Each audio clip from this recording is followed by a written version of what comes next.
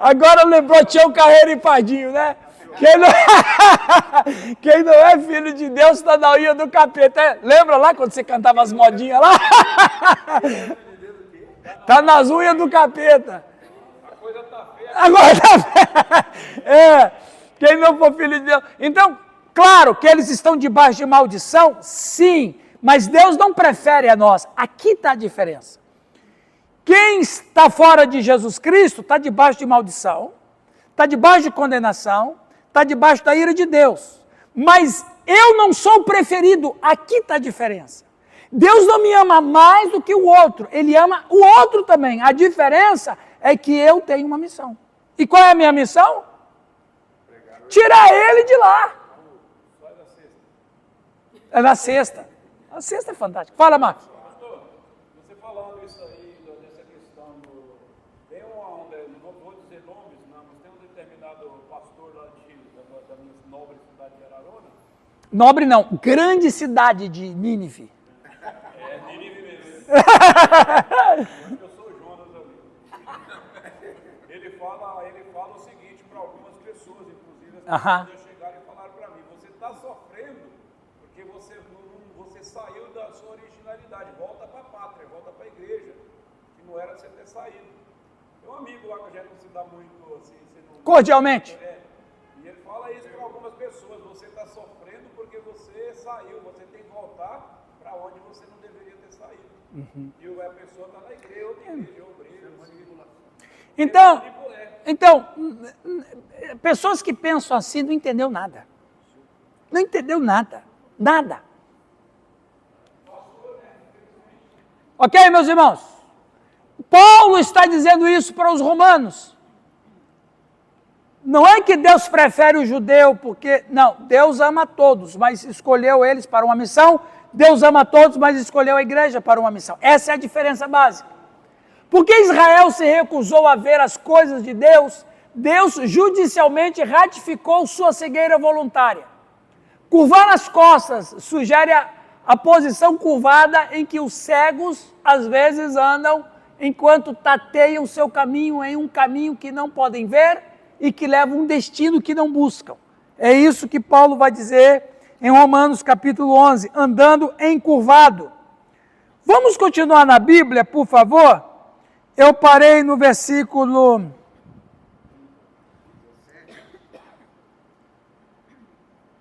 Não. Eu parei no versículo... 21. Então vamos ler do 22 e 23. Quem quiser ler, por gentileza. Considerai, pois, a bondade e a severidade de Deus para com os que caíram. Severidade, mas para contigo a bondade de Deus. Se nela permaneceres de outra forma, de outra sorte, também tu serás cortado. Pode continuar. Eles também, se não permanecerem na incredulidade, serão exertados. Enxertado. Enxertados, desculpa. Pois Deus é poderoso para os enxertar de novo.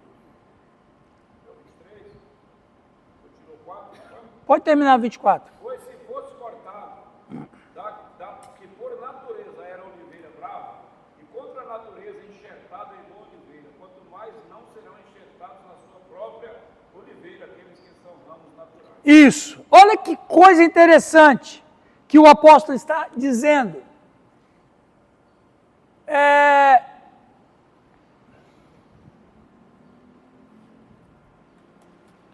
Isso. Sua mesa para se tornar uma armadilha significa que as bênçãos se transformaram em fardos e julgamentos. Foi o que aconteceu com Israel. Suas bênçãos espirituais deveriam tê-los levado a Cristo, mas em vez disso, se tornaram uma armadilha que os manteve longe de Cristo. Suas próprias práticas e observâncias religiosas se tornaram substitutas para a experiência real da salvação. É triste dizer este mesmo erro é cometido hoje, quando as pessoas dependem de rituais e práticas religiosas, em vez de confiar no Cristo que é retratado nessas atividades. Então, eu estou consumindo o que vem da graça de Deus, ou estou consumindo religião? Eu estou me alimentando do quê? Eu estou buscando qual fonte? Qual é a minha direção? Qual é a minha intenção? Eu estou querendo o que com Deus? Ou estou com Deus, ou estou com a instituição, e nada mais do que a religião. Porque, pessoal, é muito fácil ser religioso. E é muito fácil um pastor ensinar a sua igreja a ser religiosa. Cumpre isso aqui, cumpre isso aqui, cumpre isso aqui, cumpre isso aqui, beleza. É muito fácil ser religioso e é muito fácil. É mais fácil um pastor pastorear uma religião do que um pastor pastorear uma igreja. Aliás, Jesus deixa a gente doido. Ô Nilton, você que é um cara experiente na vida, muito experiente. Lá em João 3, vamos ler. João 3, Nilton, lê o João 3. João 3, verso 8. O vento assopra onde quer, e ouves a sua voz, mas não sabe de onde vem nem para onde vai. Assim é todo aquele que é nascido do Espírito. Quem é o cristão? É nascido do Espírito. É isso que disse Jesus? É isso? Ora, se eu sou nascido de novo, eu sou guiado por quem? Pelo Espírito. Ou, em outras palavras, quem crê em Jesus Cristo é como um vento. Agora eu pergunto, como é que é pastorear vento?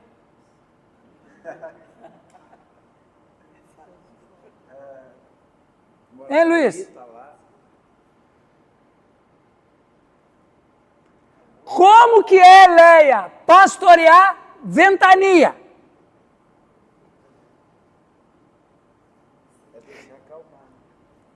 Não, mas esse vento não para, que é o Espírito Santo. Qual é? Olha lá, isso aqui é um mistério para pastores, hein? Vocês podem ensinar lá no presbitério, isso aqui eu vou falar. Como é melhor pastorear vento ou pastorear religião? Aí você fala, não, é melhor pastorear religião, por quê? Porque a religião está estática. A religião está estática e eu, como pastor, eu sei o que você está fazendo, o que o Valdir está fazendo, o que a tia Lu está fazendo, o que o Marcos está fazendo, o que o Regis está fazendo. É fácil pastorear a religião, porque a religião é estática. Luizão, é isso aqui, vamos dizer que eu sou o pastor de vocês. Vocês são todos luteranos. Oh, glória! Deixa eu sonhar pelo menos na ilustração. Né? Vamos marcar o batismo do Timotinho, tá? Já está na hora. Você é luterano aqui. Então, vocês são todos luteranos, eu sou o pastor de vocês, e eu sou um pastor religioso, e eu estou levando vocês para serem religiosos. Então, eu sei onde o Alex está, onde o Regis está, onde o Romualdo está, onde o Valdir está, onde o outro Alex aqui está, o Cali. Eu sei, por quê? Porque eu sou religioso, e eu deixo vocês religiosos, e deixo a Delma estática. Então, Delma, você tem que fazer isso, ok? Léa, você tem que fazer isso. Calixto, você tem que fazer isso. Aí vocês vão fazer, por quê? Porque eu estou dominando religiosos. Vocês olham para mim e são religiosos. Vocês todos são religiosos. Ok. Agora, vocês não são uma igreja religiosa. Vocês são uma igreja do Espírito. Como é que vocês estão? Aí, qual é a minha função? Acompanhar o Espírito Santo. A única maneira da gente pastorear vento é sendo carregado pelo mesmo vento que está carregando todos. Não pode atrapalhar o vento. Não pode atrapalhar o vento. Olha, eu estou arrepiado aqui, ó.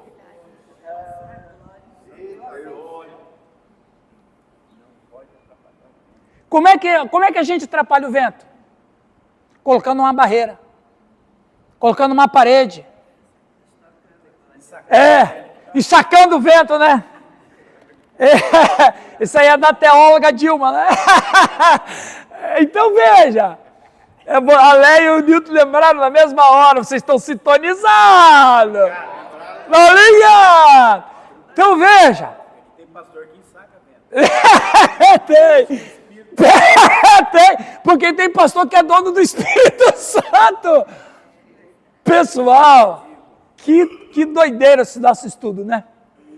Então veja, a maneira de impedir o vento, Nilton, como é que é? Você construindo um muro, construindo uma parede. Eu vou bloquear o vento. E tem pastor que faz isso mesmo. O Espírito Santo não atua na igreja. Porque a igreja dele é religiosa. E ele é religioso. Então a religião é estática. Mas quem crê em Jesus, de acordo com João 3,8, quem é nascido de novo é cheio do vento do Espírito. Então, se o pastor não for também cheio do Espírito, ele nunca vai pastorear vento. Eu só posso pastorear vento quando estou com vento. Aí eu falo, o Nilton fala bem assim, daí vocês são uma igreja luterana livre, mas do vento. Agora não são mais religiosos, vocês são do vento. O Nilton, agora Nilton, olha o que eu vou dizer, hein? O Nilton é meu presbítero. Agora eu voltei lá há 45 anos atrás, quando ele era presbítero, né? O Nilton é meu presbítero. O Nilton chega para mim e fala assim, pastor Irã, o Espírito Santo falou para mim que nós precisamos fazer isso na igreja. Aí eu vou configurar na Bíblia. É verdade, vamos fazer. O que eu estou fazendo como pastor de vento? Eu estou seguindo o mesmo vento. Aí o Romualdo chega para mim e fala, pastor, eu estava orando a Deus e o Espírito Santo me disse que nós temos que criar esse ministério. Eu vou olhar na Bíblia, é verdade. O que eu estou fazendo com o Romualdo? Eu estou acompanhando o mesmo vento que ele. Agora, eu não sou pastor, vocês são tudo vento e eu sou religioso. O Nilton chega para mim e fala, pastor, o Espírito Santo me deu uma ideia, que essa ideia é fruto de oração e tal. Aí eu falo, não vamos fazer isso não, porque isso não vai dar certo. O que eu estou fazendo? Colocando uma barreira para onde? Para o vento. Aí o vento vai falar bem assim, bom, já que ele não me quer. Aí esse pastor vira o quê? Cego, surdo, mudo. Deus está falando com você? Então, é interessante isso aí. Eu sou o pastor da ventania. Eita agora! Estou muito louco aqui. Sim, Calixto. A gente olha para Jesus, o ministério de Jesus, a maior dificuldade que Jesus tinha era com os religiosos. Exatamente. E hoje não é muito diferente. Tem Não. gente legalista dentro da igreja. Muito. Entendeu? Que está ali querendo atrapalhar o que Deus quer fazer e às vezes até criticando. Né? Isso está geral, tem na minha igreja. Sim. Né? Então é uma batalha. Agora vamos fazer o contrário. Vamos dizer que eu seja um pastor do vento e a minha igreja é religiosa. Eu vou fazer o quê? Eu vou falar sopra sobre esse povo. Sopra sobre esse povo. Assim como tu sopraste sobre minha vida, sopra sobre esse povo. E como que o Espírito Santo vai soprar sobre esse povo? Quando você pregar a Bíblia, orar para um avivamento na igreja. Deus faz o resto. Deus faz o resto. Você falou bem, Calixto. Quem é que alimenta a religiosidade no coração do cristão religioso? Quem é que alimenta? O próprio pastor. O próprio pastor. Quem é que alimentava aquele orgulho judaico? Os líderes espirituais. Os líderes espirituais. Quem é? Então, e aí, volto a falar, a igreja tem que estar parecida com Jesus, não parecida com o Espírito Santo. A igreja pode usar o meu exemplo como um exemplo de um Espírito Santo. Vocês querem, como disse Paulo, ser de meus imitadores, como eu sou de Cristo. Qual pastor pode falar isso? Tem pastor que pode falar isso? Claro que tem, mas tem pastor que não pode falar isso. Porque, como você disse, Calixto, ele está deixando a igreja religiosa. Aí a Suzy fala assim para mim, pastor, mas você não acha que... Pastor, você não acha que esse negócio aí a Bíblia não apoia muito esse negócio aí, não. Não, Suzy, a nossa igreja tem um regulamento que diz assim.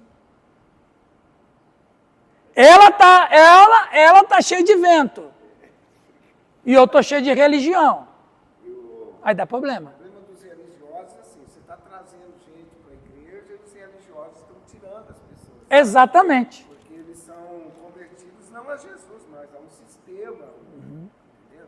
Olha, eu tive em Santa Catarina, agora em julho, ministrando, e o pastor de lá, um homem de Deus, um homem do vento, cheio do vento.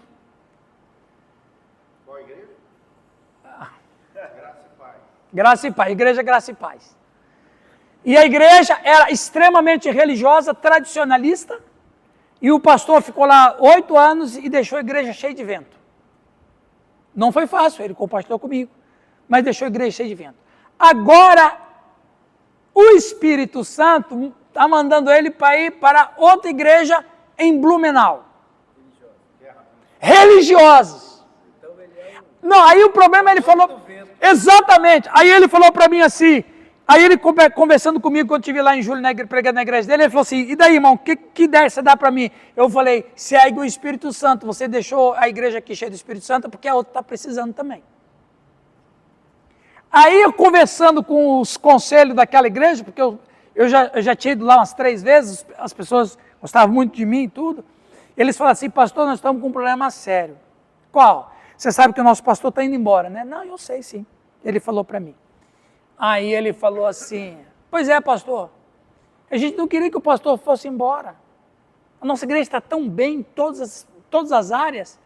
Eu falei, e esse que falou comigo estava até meio triste com o pastor, porque o pastor...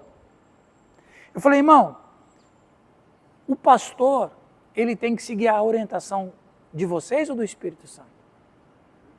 Ah, do Espírito Santo. Então, se ele disse para vocês que o Espírito Santo está mandando ele para outro lugar, vocês não podem ficar chateados com ele, vocês têm que glorificar Deus. Aí ele falou, não, você tem razão. Mas ele falou assim, mas eu tenho um outro problema. Qual? E o pastor que chegar aqui? Eu falei, ou o pastor que chegar aqui vai precisar entrar no mesmo ritmo que vocês, ou ele cai fora. Porque ele não vai aguentar a espiritualidade de vocês aqui.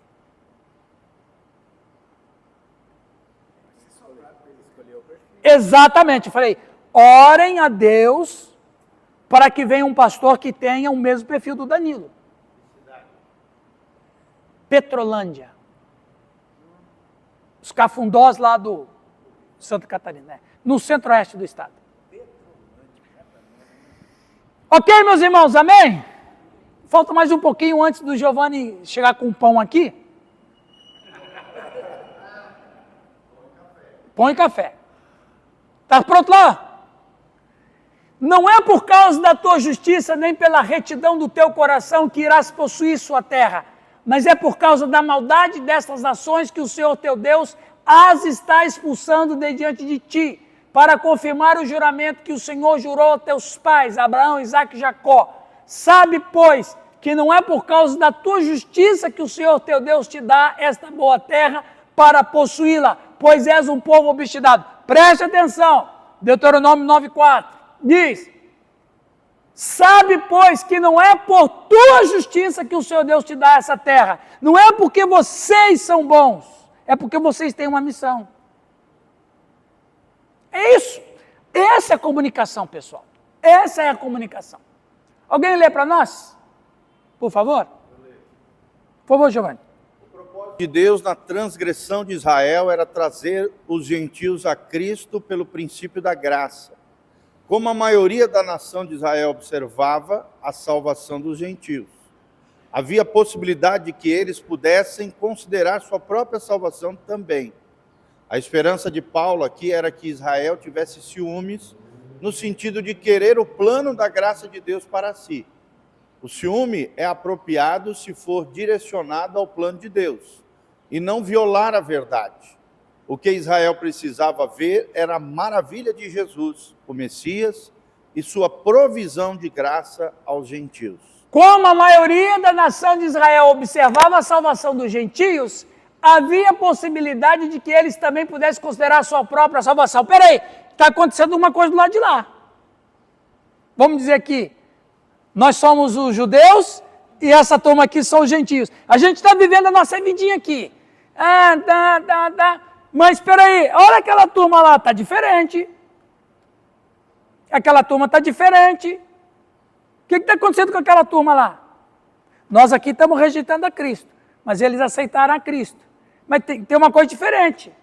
É isso que Paulo está dizendo. A esperança de Paulo aqui era que Israel tivesse ciúmes no sentido de querer o plano da graça. Mas ó, esse povinho aqui, esse povinho aqui nunca foi povo de Deus, não. Esse povo aqui é idólatra. Esse povo aqui é pagão. Esse povinho aqui é pagão. Nunca Deus esteve com eles. Mas eu estou com ciúme, porque vocês estão cheios de vida. Aí eu fico com ciúme e falo bem assim, sabe aquela história? O camarada tem uma dúvida. Aí ele chega para um amigo e fala, viu, eu tenho um amigo. Viu? Não sou eu não, mas eu tenho um amigo. É ele mesmo, né? Aí, essa ideia deles sentirem ciúmes, de querer saber se, tia Lu, por que você está feliz agora? Você não era feliz antes? Tia Lu, por que você não adora mais os deuses? Você não adora mais os deuses? O que está acontecendo? Você conheceu o Messias, que os cristãos dizem que é o Messias? Aí a tia Lu vai falar, sim, eu conheci o Messias. Ou seja, o meu ciúme está me levando a saber de vocês, questionar vocês. É isso que Paulo está dizendo. Deus será uma igreja no mundo, terá casamento mobiliado com convidados. E se um não vier, o outro virá. Ou porque a oferta foi feita. Os judeus tiveram a recusa e assim o terno veio aos gentios. Veja como a sabedoria infinita traz luz das trevas, bem do mal, alimento ao comedor e doçura ao forte. Vocês não querem? Vocês não querem? Vou para cá. Vocês não querem ouvir o que eu estou pregando sobre o Messias? Então eu vou vir para cá. Aí, olha que interessante. Essa fala aí é daquele texto de Sansão. De onde que Sansão achou doçura? Não. Da carcaça do leão. O que Paulo está dizendo? Quem era a carcaça? Os gentios. Onde é que estava o mel?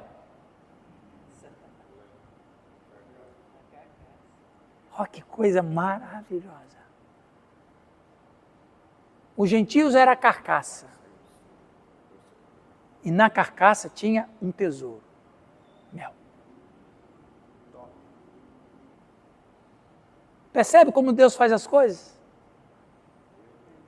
Deus usa as coisas rejeitadas, loucas, para exaltar as que se acham. Olha como Deus faz. Vocês não querem o Messias? Vocês não querem esse mel? Então o mel eu vou fazer nascer na carcaça do leão. Sermão para domingo.